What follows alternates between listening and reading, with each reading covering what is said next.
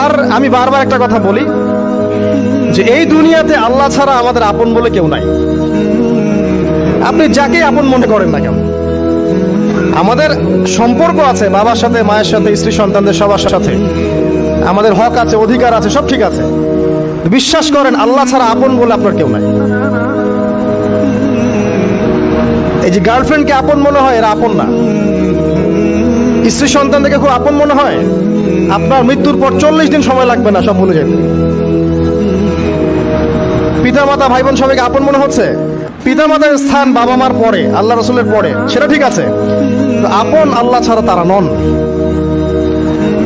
আপনি তাদের মনোভূত ভাবে নিজে প্রতিষ্ঠিত হতে পারবেন না, তারা আপনাকে চিনবে না।